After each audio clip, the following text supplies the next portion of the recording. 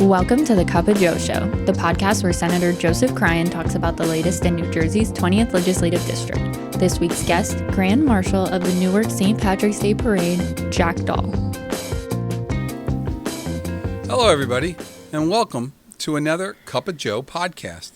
And today we are exceptionally honored to have a discussion with one of Union's own, the Grand Marshal of the 91st Annual Newark St. Patrick's Day Parade, and a resident of Union, our friend, Jack Dahl, the Grand Marshal. Jack, congratulations and welcome.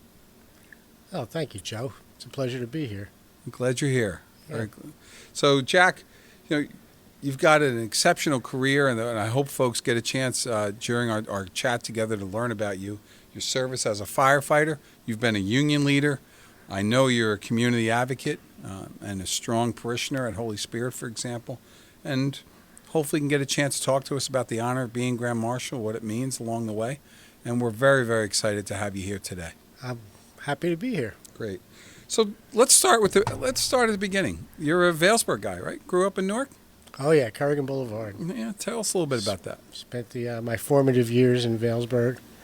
I like to tell my friends in the fire department who are also from Vailsburg that I grew up in the other Vailsburg, Yes. which was south of Mount Vernon Place. We were parishioners at Immaculate Heart of Mary and went to school there in Maplewood. So a lot of Maplewood, Irvington, and Newark all come together in that area. So I had a lot of friends from Irvington, Maplewood, Newark. So when I went on the fire department and met all these people from Vailsburg who I didn't know, I was surprised that there actually were two Vailsburgs. Yeah, there were, right? My uncles were on Kerrigan, which is a beautiful, wide boulevard at that section of Newark. Which is where I knew your brother Mike from, because he used to come over to your uncle's house and hang out with the McCanns who lived next door. Next door, 246 and 248. Absolutely, yeah. We remember the addresses. Yeah. And many a mass at Immaculate Heart of Mary on a weekend with my uncles. Sure. So those were the Sure. days. Yes. Yeah. So you're right, two different Vailsburgs, and then high school, where'd you go? I went to Essex Catholic High School over on Broadway in the north side of Newark. Okay. And I've often said that I got a better education on the bus than I did from the Christian Brothers. It was kind of it was an hour and a half bus ride across Newark during some of Newark's tumultuous times. So it was an education. I bet it was. Yeah, it was. Yeah. Being a Seton Hall prep kid, we used to refer to it as the institution on Broadway. I'm well aware of that. Yes. Yeah, I am. But it really had its own place, though, in Newark, right? Essex Catholic. It had a proud tradition. It was a large school. It was an athletic powerhouse because it was like a lot of the regional Catholic high schools are still today, because they draw kids from all over, not just like one, like the municipal high schools would draw just from one town. The regionals drew, and I think there were probably at one time close to 3,000 boys at Essex Catholic. 5-story big building on Broadway. You could get lost in the place. Yeah. So you grow up. You're in Vailsburg. Brothers and sisters. Oh yeah, I have 3 brothers. Joe, Jim, Tom. Okay. Sister, my youngest is the youngest. Terry is my sister. Okay. And as you're in your formative years, I believe your tradition as a firefighter is a family tradition. Is that correct? Yeah, I'm a 3rd-generation Newark firefighter. Okay. So maybe talk a little bit about Deputy Chief Joseph Dahl, your dad. He was the finest Irishman I ever met. There you go. We lost my dad on St. Patrick's Day in 1977. Line of duty death was a very sudden, tragic thing. So when you lost your dad and the impact that had on you, you chose to in your career after high school, or when did that actually become a decision for you? I hadn't really considered the fire department until I saw my father's funeral. Honestly, Okay. That was really what. It was quite a send-off, as they normally are. But as a young kid of 16 years old, it really impressed me, and I knew right then what I wanted to do. Mm-hmm. And the timing worked out. Graduated high school, They hadn't hired in the Newark Fire Department in a while. The city was in bad financial straits, so they needed a lot of firemen at one time. So within a year, I had filed for the test, taken the test, and got hired at 18 years old. Really? Within a year, yeah. Okay. And they hired about 80 guys. Okay. Wow, big class. Yeah, it was. And then so you're carrying the family legacy, the finest Irishman you ever knew. You become part of the fire department, and yet, to your point, it was financially challenging and a changing time in the city, right? Oh, yeah, the city was not in a good place. Okay. I think it has since turned a corner. But for my first 10 to 15 years, it was we had a lot of fires, Joe. Okay. There was a lot of tragedy. It was, you came to work to be a fireman. You didn't, And you fought fires. daytime, nighttime, any time of the day. So you move into this career, and along the way, I believe, I know you're kind of humble about this stuff, but I want folks to get an understanding of the man that's going to lead them in the oldest and the most traditional parade in the state of New Jersey. You received numerous citations, do you not? A few. A few. Okay. Yeah, a few. Bravery? Talk to me. Well, I guess bravery is an everyday thing, but once in a while, the situation presents itself where your bosses think you go above and beyond. You and the guys who you're with may not think it was, but to somebody from the outside looking in, or somebody who watches what you do, they say, well, that was a particularly Okay. meritorious conduct, I guess you would say, and then they would write you up. But we had, like I said before, we had a lot of opportunities to do things. Unfortunately. Unfortunately, yes. Okay. It is, yeah. Okay, but you start as a fireman, you start in a large class, and then tell me about your career as a fireman. Tell me about what that meant in terms of both teamwork and protecting the city and leadership and the impact that it had on you. Oh, it was a wonderful career. I would recommend it to anybody. I worked for 32 years and never once felt like I was going to work. My wife often says I have two families. The one I have at home, of course, and the one from the firehouse. Okay. There were a lot of things that my wife had to get used to when she married a fireman because of that two-family situation. I bet she did. There were just things that we did together. There were things you do with your family, and then there were things that we always did with the firemen, with the other family. It's a family you still stay in touch with, don't you? The fire family? Absolutely. Yeah, They're my. I was a fireman on Central Avenue and 9th Street for 11 years during some pretty heady times in the Newark Fire Department. And when you risk your life with somebody, you definitely have a closer bond. The bond becomes very strong. Okay. And those 10 or 11, there was like 12 guys, probably with transfers and everything, there was like 14 guys that were in my world at that time that I'm still, some of them have passed on, unfortunately, but I'm still very close to most all of them. Bonds for life. Absolutely. But now, in the time, now, I know you rose to a particular position. I hope you'll talk about that. But you also decided in terms of advocacy to become part of union leadership, did you not? Or advocating your union and advocate for safety? I did, yeah. Can you talk about that a little bit? When I started in the fire department, I remember thinking I would do this job for free because I liked it so much. But then I realized that it is a job, and that your employer has responsibilities to you, just like you have responsibilities to them. And there were a lot of issues, as there always are anywhere. But some of them were, very important issues pertaining to health and safety of firefighters.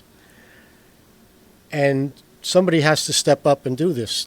I think I mentioned it at the investiture the other night. I'm not the kind of guy that expects somebody else to do. If a job needs to be done, I think everybody should want to do it, but not everybody does. So I just felt to step up and get involved, because in the firehouse you talk about a lot of things across the table. You try to solve the world's problems, but only a few of us reach out and go that extra mile and get involved with the everyday ins and outs of the fire service. So when you had that kind of motivation, it got me into the local union as in the firemen's union, and then when I became captain, I was just carried on over into the fire officers union, and then onto the state union at the state union level. Where you've advocated in both Newark and in Trenton as well, correct? Oh, Newark, Trenton, Capitol Hill. Mm-hmm. The international is a big part of what we do at the state level. So what are the issues, Jack? Talking safety, talking working conditions, those sort of issues. Pensions. Benefits. Pensions. Things that matter, right? Things that matter the most, Joe. Yeah, Absolutely.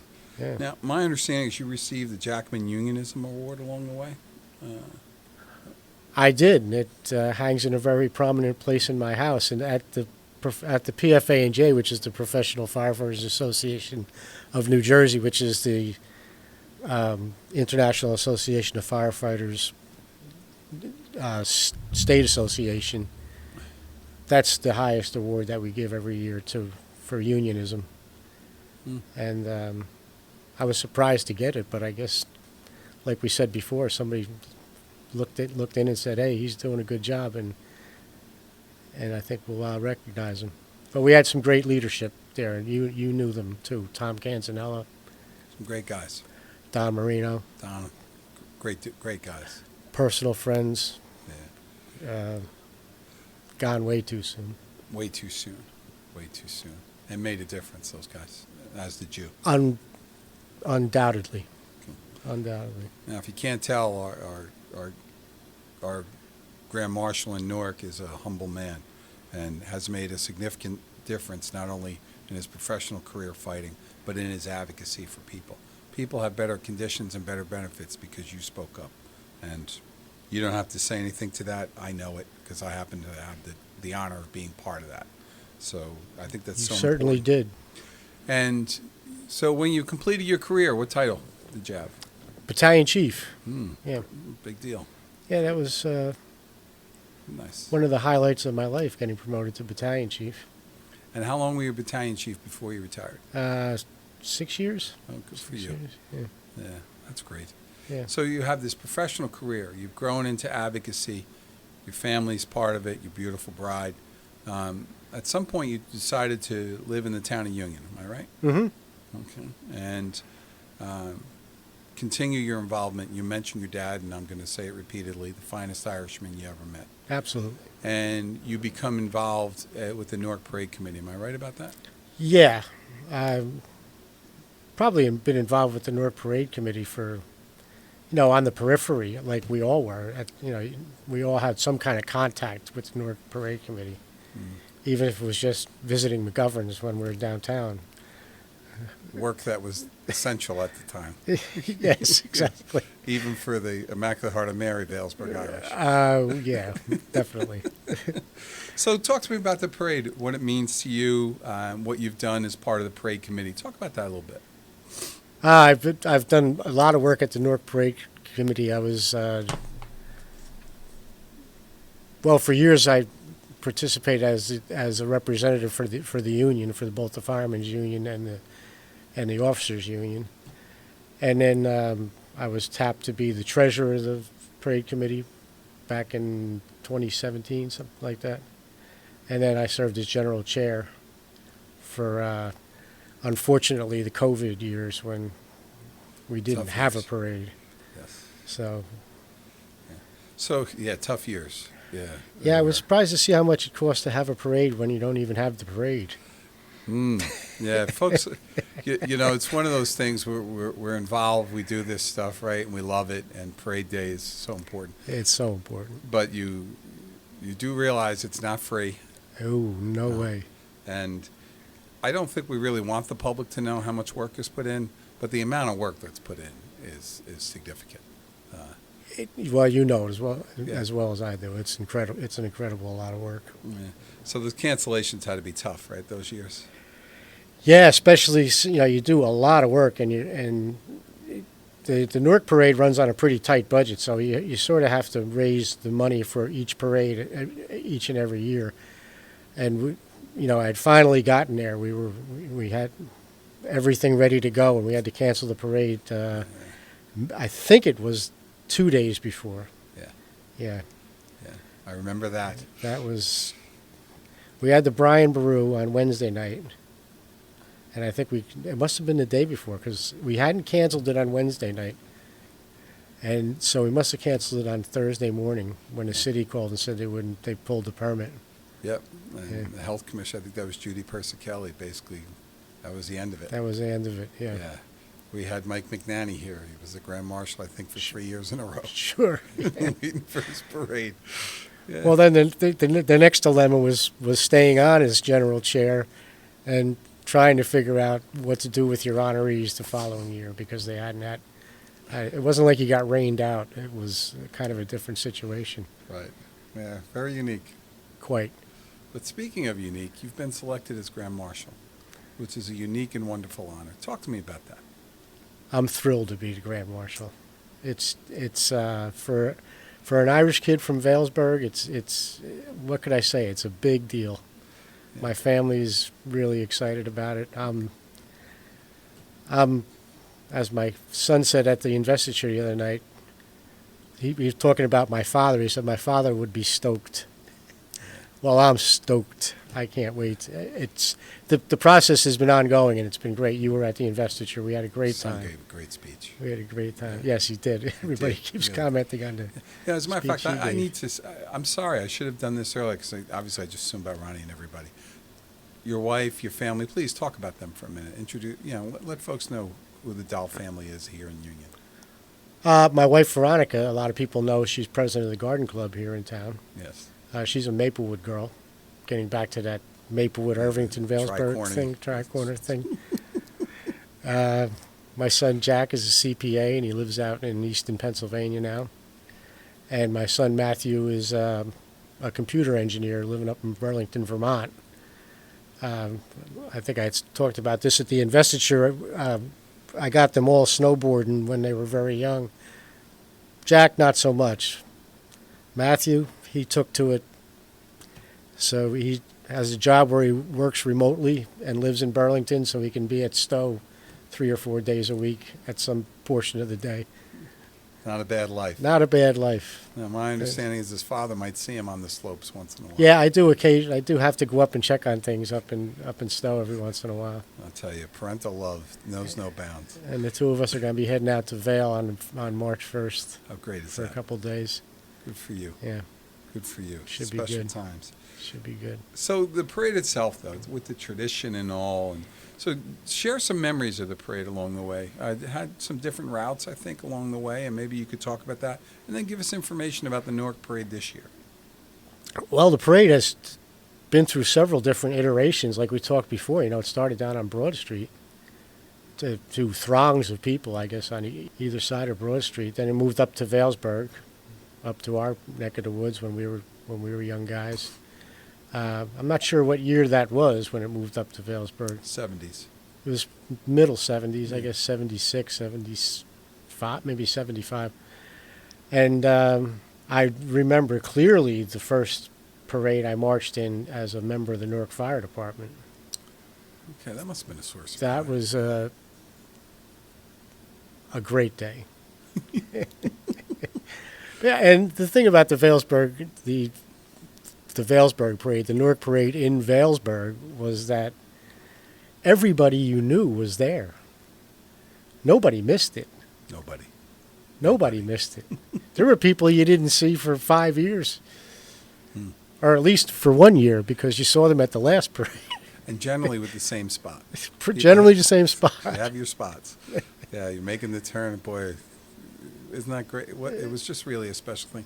Matter of fact, we'd start sometimes at the Lenahan house, right? Sure. Mrs. Lenahan would cook, and, Yep. and the parade would come on. It was really a tremendous time. Matter of fact, I hosted a couple of parties over here in Union for the Newark parade. had all the firemen come to my house first, and then we all headed over to march in the Newark Parade. Absolutely wonderful. But this year, the parade, the route is where? We once again have a new route. We'll be down, we're still back downtown, starting at the Prudential Center. But we're going to go down Mulberry Street, from the Prudential Center, over to Raymond Boulevard, and make a left up Raymond Boulevard to Washington Street, and then go down Washington Street, past St. Patrick's, all the way to Washington Park. And the reviewing stand will be at by McGovern's, by New Street. Okay. Yeah. Oh, that's a little bit different. Yeah. A little extended. So That's great. And New Street will be closed off, and we're going to keep Washington Street closed for 2 hours after the parade. So we lost Kilkenny, our other House. big viewing place, so to speak.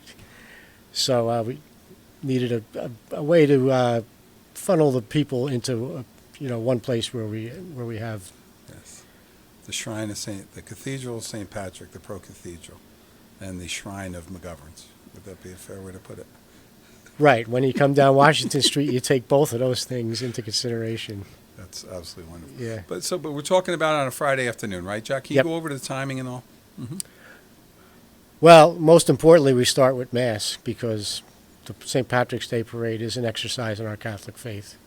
I mean, above everything else, it's to the glory of St. Patrick. So we start at Mass at 10 a.m. at St. Patrick's Pro Cathedral, which is, as you know, beautiful place, so rich in Irish history. And then we'll head over to the reviewing stand at 12 o'clock for some remarks, and I think we have some Irish dancers over there, and a full program. And then we'll step off the parade at 1 from the Prudential Center. So the parade will go off at 1, Mass at 10, and a full day of activities, really. And the parade itself will bring out the very best of our Irish heritage. Without a doubt. Without a doubt. Without a doubt. I want to mention a couple other things before we kind of move to a close. One is you're also an entrepreneur in your retirement, actually before, right? I guess you could say that, yeah. Yeah. Tell us about your business. I'm an electrical contractor. I have been I've had my own business since 2004. While I was in the fire department, I did both jobs, and I retired from the fire department in 2010, and that's been sort of like it's my full-time job, I guess you would say. It's my own business, so I can tailor the hours, but it turns out to be more full-time than part-time most of the time. I bet it is, except for this time of the year when your Irish activities. We're juggling a few things, Joe. A few things. Okay. But one thing you don't juggle, and you mentioned it a little bit, is your faith. Now, I know you and your family have been longtime parishioners here. I'd rather you talk about it with Holy Spirit. Can you talk about that a little bit? Oh yeah, well, I've been a parishioner at Holy Spirit for since I moved into Union, so that's 30 years. It's a beautiful faith community. It's a wonderful church. We've had numerous great priests come through Holy Spirit. My Catholic faith is very important to me and my family. And yeah, it's been a great place to be at Mass, to celebrate Sure. the Eucharist. Father Chris and the gang, you just had a very, very successful event and celebration of you being Grand Marshal at Holy Spirit. Yes, yeah, we were. They allowed me to use the auditorium for my fundraiser, for my Grand Marshal's fundraiser, and it turned out great. Father Chris was there, and he gave the invocation. Great. And he even stuck around to watch this Irish dancing he'd heard so much about. Absolutely. Being a Polish guy, I'm not sure he was too familiar with it, but Well, I'm sure he was enamored like we yes, all he are. was. He was. It was great. Yeah. Jack, we spent a few minutes. So we had a chance today in this Cup of Joe to meet a man of faith, a man who served not only his city so well in his professional career, but his fellow firefighters in his advocacy. Most importantly, a man of family, and a man who truly is, at this time of his life, treasuring his Irish roots. Jack, tell us again about when the parade is and what folks can experience. So yeah, come on down. It's Friday, March the 13th. As I said before, Mass will be at 10 o'clock, and then over to the reviewing stand by noon, and then we'll step off at 1, and there'll be post-parade parties at several locations, Yes. McGovern's being one of them. Yes, it's hard to get out of McGovern's that day. It's hard to get in, and it's probably equally hard to get out. I've heard. Yes. It has been our honor to spend a few minutes with the Grand Marshal of the 91st Annual Newark St. Patrick's Day Parade, one of the finest Irishmen you'll ever meet, a proud son of Newark and Valesburg, but also a proud son for over almost three decades or more here in the Township of Union. I hope you can join me in marching behind the great Jack Dahl on Friday, March 13th at the Prudential Center on Mulberry Street is where we'll organize. We'll see you at 1 o'clock. We'll see you out for the parade. And Jack, congratulations on being selected. Thank you, Joe. Thanks for having me. Thanks for spending a few minutes with us. And thanks for all of you for joining us for another Cup of Joe. That's a wrap on this episode of A Cup of Joe, hosted by Senator Joseph Cryan. Thanks for watching, and until next time, stay informed, stay engaged, and we'll see you again for another cup.